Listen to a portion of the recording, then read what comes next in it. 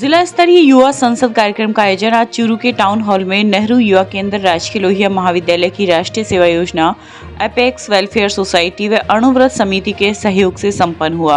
कार्यक्रम के दौरान विभिन्न विषय विशेषज्ञ द्वारा समकालिक मुद्दों पर युवाओं को जानकारी दी गई।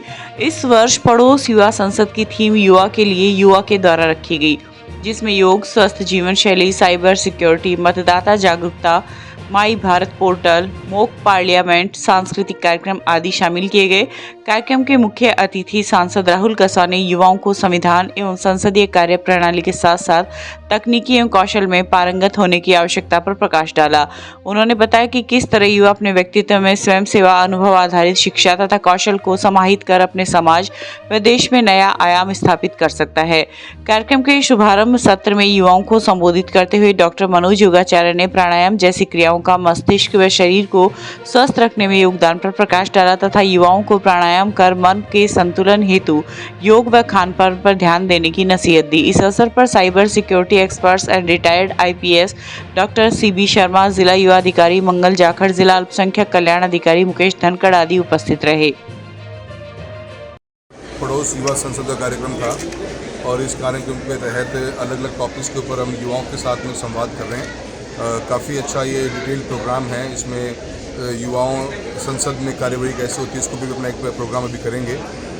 क्राइम जो आजकल साइबर क्राइम है उसके ऊपर हमारे शर्मा जी ने बहुत अच्छा अपना वक्तव्य दिया है। हमारे योगा गुरु हैं, उन्होंने योगा के बारे में द पावर ऑफ ब्रीदिंग की ताकत कितनी है बच्चों को करके दिखाया। मुझे लगा कि बहुत ही अच्छा एक प्रोग्राम चूरू शहर के युवाओं से रूबरू होने का मौका मिला है। एक सांसद होने के नाते भारत सरकार की जितनी बेहतरीन योजनाएं युवाओं को लेकर चल रही हैं, माई भारत पोर्टल एक नया कॉन्सेप्ट है, नमो ऐप के बारे में हमने बात करी।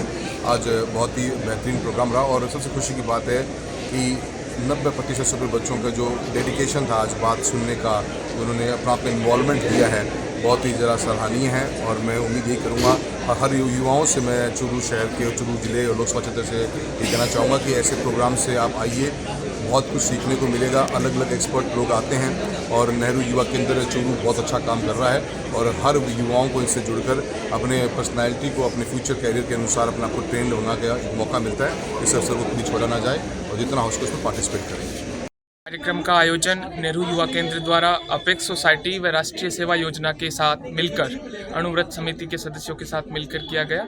इस कार्यक्रम का मुख्य उद्देश्य स्थानीय मुद्दों पर युवाओं में संवेदनशीलता की जागृति करना तथा युवाओं को स्थानीय मुद्दों के बारे में जागरूक करना और स्थानीय मुद्दों की आवाज़ किस तरह उनको उठानी है और किस तरह का आचरण उनको संसद में करना होता है, उसका डेमो दिया जाएगा। माननीय सांसद श्री राहुल कस्वां जी ने भी इस कार्यक्रम को संबोधित कर युवाओं को एक जिम्मेदार नागरिक की भूमिका में आगामी चुनाव में भी मतदान करने के लिए तथा लोकतांत्रिक परंपराओं को, हमारी संस्कृति को, योग को, जीवन शैली को, तमाम इस तरह के विषय जो हमारे जीवन से जुड़े, हमारे सामाजिक मान्यताओं से जुड़े, उन विषयों को युवाओं के माध्यम से आगे बढ़ाने की बात कही। और इस कार्यक्रम के तहत एक मॉक पार्लियामेंट का आयोजन तथा सांस्कृतिक प्रस्तुतियाँ भी विभिन्न संस्थानों के छात्राओं ने, बच्चों ने दी और बहुत ही उत्सुकता के साथ लगभग 500 युवाओं ने इस कार्यक्रम में भाग लिया। मंगल जाखड़, जिला युवा अधिकारी, नेहरू युवा केंद्र चूरू। रतनगढ़ में भाजपा युवा मोर्चा के कार्यकर्ताओं ने आज प्रदेश व्यापी नमो ऐप डाउनलोड अभियान में भागीदारी निभाते हुए नमो ऐप डाउनलोड किया। इस दौरान उपस्थित कार्यकर्ताओं ने मोदी के मन की बात का 110वां एपिसोड सुनकर अधिक से अधिक नमो ऐप डाउनलोड करने का संकल्प लिया। भाजपा शहर मंडल संयोजक महेश सैनी ने बताया कि मोदी के मन की बात में नारी शक्ति द्वारा देश के हर क्षेत्र में प्रभावी भूमिका निभाने के विषय पर प्रकाश डाला गया। इसके साथ ही महिलाओं द्वारा प्राकृतिक खेती को विस्तार देने के विषय का भी उल्लेख किया गया। इस अवसर पर प्रदीप सैनी, मनीष महर्षि, विकास सैनी आदि उपस्थित रहे। एक बार इस विषय में बताएं। आज हम सभी ने युवा मोर्चा के साथियों के साथ प्रधानमंत्री नरेंद्र मोदी जी की मन की बात का 110वां संस्करण सुना है और बीजेपी राजस्थान द्वारा 22 से 25 फरवरी तक चलाए जा रहे नमो ऐप डाउनलोड अभियान के तहत युवा मोर्चा के साथियों के साथ नमो ऐप डाउनलोड भी करवाए गए। अब तक लगभग 700 के करीब ऐप हमने डाउनलोड करवाए हैं, महिला मोर्चा, युवा मोर्चा और भाजपा शहर मंडल के अंतर्गत। हमने 1000 का लक्ष्य रखा है, पार्टी की तरफ से 500 का मिला है और हम 1000 के करीब पहुंचने वाले हैं, जो आज शाम तक हो जाएगा। चूरू पुलिस लाइन के सद्भावना मंडप में आज डॉक्टर BR अम्बेडकर संघ की कार्यकारिणी के शपथ ग्रहण समारोह का आयोजन किया गया। समारोह की अध्यक्षता कर रहे संघ के अध्यक्ष सीताराम खटीक ने कहा कि अनुसूचित जाति समाज मेघवाल, रैगर, खटीक, सांसी, धानक, वाल्मीकि, नायक व भाट आदि को वर्गों में विभाजित है, उसे एक सूत्र में बांधने का कार्य किया जाएगा। सबको एकजुट होकर कार्य करना होगा। समाज पर हो रहे अन्याय व अत्याचार के खिलाफ आवाज उठाई जाएगी। कार्यक्रम में श्रवण कुमार चिरानिया, रामेश्वर लाल नायक, मोहनलाल आर्य आदि उपस्थित रहे। एससी के लोग अलग अलग जातियों में बंटे हुए हैं और एक दूसरे की समस्याओं को समझते नहीं हैं। अपने समाज में कोई समस्या हो तो 5 आदमी चले जाते हैं, जिसका कोई वजन नहीं होता, कोई अधिकारी उस पर तवज्जो नहीं देता। इसलिए सभी जातियों को, एससी की सभी जातियों को इकट्ठा करके एक मंच पे ला करके संगठित होने के लिए ये संघ बनाया गया। आपका नाम? रामेश्वर लाल रहेगा। अम्बेडकर संघ इसलिए बनाए हैं कि भिन्न भिन्न जातियों में बंटे हुए हैं और हम जब ये दूसरे को ये विवादित करते हैं कि हमसे छुआछूत करते हैं, तो पहले हमारी ही छुआछूत मिटे ना, कि रेगर खटीक से कर रहा है, खटीक सांसी से कर रहा है, सांसी मेघवाड़ी से कर रहा है। तो इस मंच के द्वारा और एकता इस बात की लाने की कोशिश कर रहे हैं कि ऐसी एक मंच पर आए और एक जगह साथ रहे। अब इतने लोग इकट्ठे हुए हैं तो इनमें मित्रता जागेगी। मित्रता के साथ साथ लोगों के ये विचार बढ़ेंगे कि अपने को एक दूसरे को साथ में रहना चाहिए और अपनी छुआछूत मिटाकर आगे बढ़कर लोगों को फिर है जो कहना चाहिए कि हमारे साथ आप ये गलत कर रहे हैं, पहले हमारी गलती सुधारेंगे।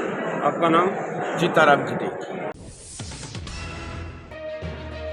संत निरंकारी मिशन चूरू द्वारा आज सतगुरु माता सुदीक्षा जी महाराज के सानिध्य में पूरे भारत में स्वच्छ जल स्वच्छ मन के प्रोजेक्ट अमृत स्वच्छ जल स्वच्छ मन परियोजना का दूसरा चरण आयोजित किया गया। इसमें देशव्यापी परियोजना अभियान के तहत 1500 से ज्यादा स्थानों पर सफाई अभियान चलाया गया। चूरू, सीकर व झुंझुनू जिलों में करीबन 16 स्थानों पर नदी, तालाब, कुएं, बावड़ी, जोड़ आदि स्थानों पर यह अभियान चलाया गया। इसी के तहत चूरू में राजगढ़ रोड पर स्वच्छता अभियान चलाया गया। इस अवसर पर जोनल इंचार्ज शिव भगवान बजाज, इंचार्ज विजय इसरानी, करणी सिंह आदि उपस्थित रहे। की कृपा से पूरे भारतवर्ष में 1500 जगह स्वच्छ जल और स्वच्छ मन का प्रोजेक्ट अभियान चलाया जा रहा है, जिसमें आज जो पानी की इतनी कमी है उसको जोड़े, बावड़ी, तालाब, समुद्र का किनारा, नदियाँ, उनका पूरा भारत में ये अभियान चलाया जा रहा है अमृत प्रोजेक्ट के नाम से। आज इसी श्रृंखला में चूरू में भी अभियान स्वच्छता अभियान के तहत चलाया जा रहा है, जो NH 52 के ऊपर पूरे सेवा दल के सदस्यों के द्वारा जो हरी भरी जो पेड़ लगाए गए उनको नए पेड़ भी लगाए जा रहे हैं और स्वच्छ अभियान के अंदर सफाई अभियान का आयोजन किया जा रहा है संत निरंकारी मंडल की ओर से। चूरू झुंझुनू सीकर में कम से कम 12 जगह ये जल स्रोतों का सफाई अभियान पूरे जोन में किया जा रहा है, जिसमें बावड़ी है, जोड़े हैं, तालाब हैं, कुएं हैं,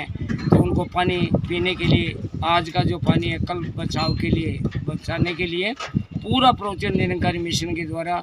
और ये पूरा अभियान हमारे सतगुरु माता सुदीक्षा जी के अध्यक्षता के अंदर पूरे भारत में ये 1500 जगहों से ज़्यादा स्थानों पर ये साफ सफाई और स्वच्छ जल और स्वच्छ मन का प्रोजेक्ट किया जा रहा है। राजस्थानी भाषा को मान्यता की मांग को लेकर 21 फरवरी को सूरतगढ़ में संसद भवन दिल्ली के लिए रवाना हुई साइकिल यात्रा आज भादरा के गांव जिगाश्री बड़ी में पहुंची, जहां सैकड़ों विद्यार्थियों व ग्रामीणों ने जय राजस्थानी के उद्घोष के साथ साफा में माल्यार्पण कर साइकिल यात्रियों का स्वागत किया। इस अवसर पर आनंदगिरी महाराज, अध्यापक रामकुमार भाकर, अर्जुन राम सामोता आदि उपस्थित रहे। जय राजस्थानी तो मैं 21 फरवरी का सूरतगढ़ रवाना हुआ और दिल्ली में संसद भवन तक जावांगा अपनी राजस्थानी भाषा की मान्यता सारू। तो एक साइकिल यात्रा करने लग रहा मैं और भाई रामचंद्र, इनके अलावा भाई राजेश कड़वास रहे जी का यात्रा को पूरा जी को देखने लग रहे हैं और हमारी टीम है राजस्थान जन कल्याण संस्थान की टीम। तो मैं थारू सारा वही आग्रह करा कि ज़्यादा से ज़्यादा है जी को हमारा सपोर्ट करो। और आज जी हमारी यात्रा है जी की भादराओं चाल गए और बड़ी जिज्ञासरी है जी का मैं पहुँचा अभी अठे की जितना भी मानव है बुजुर्ग है सारा को बहुत बहुत आभार स्नेह हमारे पर यही बने रहे और आशीर्वाद ही सारों बड़े हो की पूंजी है और जोश और हौसला के सागर में आगे जान लाग रहे हाँ।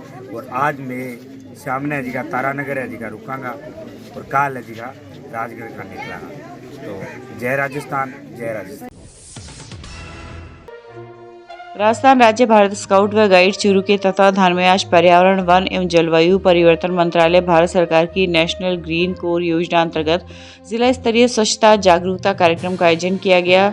सीओ स्काउट महिपाल सिंह तंवर ने बताया कि स्वच्छता जागरूकता कार्यक्रम के अंतर्गत स्वच्छ भारत अभियान का संदेश देते हुए स्काउट कार्यालय से कलेक्टर तक स्वच्छता जागरूकता रैली का आयोजन किया गया। रैली को अतिरिक्त जिला कलेक्टर उत्तम सिंह शेखावत ने हरी झंडी दिखाकर रवाना किया। शेखावत ने अपने उद्बोधन में कहा कि हम जहां रहते हैं वहां का परिवेश साफ सुथरा होना चाहिए ताकि दूसरों को प्रेरणा मिल सके। इस अवसर पर जिला कलेक्टर पुष्पा सत्यानी के आह्वान पर स्काउट गाइड ने राजकीय भर्ती अस्पताल परिसर में श्रमदान कर पॉलीथीन एवं कचरा मुक्त किया। कार्यक्रम में 275 से अधिक स्काउट गाइड, रोवर रेंजर तथा स्कूली छात्र छात्राएं उपस्थित रहीं। चूरू के वार्ड नंबर 38 अगुणा मोहल्ला में स्थित नव प्रेरणा पब्लिक सेकेंडरी शिक्षण संस्थान में आज वार्षिकोत्सव तथा 10वीं कक्षा के विद्यार्थियों का मंगल कामना समारोह आयोजित किया गया। प्रधानाध्यापिका सोनिया प्रजापति की अध्यक्षता में संपन्न हुए कार्यक्रम में संस्थान के निदेशक तथा वार्ड पार्षद भागीरथ सैनी, सुमन सैनी, दिनेश सिंह आदि उपस्थित रहे। इस दौरान विद्यार्थियों ने नृत्य, गीत, कविता की सांस्कृतिक प्रस्तुतियां दी। निदेशक सैनी ने बताया कि विद्यालय का वार्षिकोत्सव विद्यालय की उन्नति तथा प्रगति का परिचायक है। वार्षिकोत्सव में विद्यार्थियों की प्रतिभा, योग्यता तथा कार्यकुशलता का मूल्यांकन किया जाता है। चूरू स्थित दिगंबर जैन मंदिर के प्रांगण में सकल जैन समाज की ओर से आज आचार्य विद्यासागर महाराज के प्रति श्रद्धा अर्पित करने के लिए विनयाञ्जलि कार्यक्रम का आयोजन किया गया। कार्यक्रम का शुभारंभ विधायक हरलाल सहारण, श्री दिगंबर जैन मंदिर समिति के मंत्री सुनील जैन, कुशा अध्यक्ष प्रदीप सरावगी आदि ने दीप प्रज्वलित कर किया। विधायक सहारण ने आचार्य श्री के योगदान का स्मरण करते हुए भावांजलि अर्पित की। कार्यक्रम में अतिथियों व उपस्थित जनों ने सद्गुण ग्रहण करने और दुर्गुण त्यागने का संकल्प ग्रहण किया। पूज्य आचार्य श्री विद्यासागर जी महाराज की विनयाञ्जलि सभा उनकी स्मृति में यहाँ श्री दिगंबर जैन मंदिर प्रांगण में आयोजित की गई। सकल जैन समाज की ओर से आयोजित की गई। इसमें श्वेतांबर, दिगंबर जैन समाज और जैनेतर समाज से भी लोग एकत्रित हुए। पुरुष और महिलाओं ने यहाँ भावपूर्ण भावांजलि अर्पित की, विनयाञ्जलि अर्पित की। उनके जीवन के विविध प्रसंगों के बारे में चर्चा की गई, उनके कार्यों से प्रेरणा लेने की बात की गई और जो जीव के प्रति दयालुता, जो शाकाहार, मानव मात्र के प्रति जो करुणा का एक भाव था, आचरण में शुद्धता और सत्य का जो भाव था, उसे उतारने के लिए सब प्रेरणा ग्रहण करें। अंत में संकल्प के साथ ये विनयाञ्जलि सभा संपूर्ण हुई। इसमें चूरू के विधायक श्री हरलाल जी सारण साहब भी उपस्थित हुए। दीप प्रज्वलन के माध्यम से कार्यक्रम प्रारंभ हुआ और सामूहिक संकल्प ग्रहण करने के साथ ये कार्यक्रम संपूर्ण हुआ।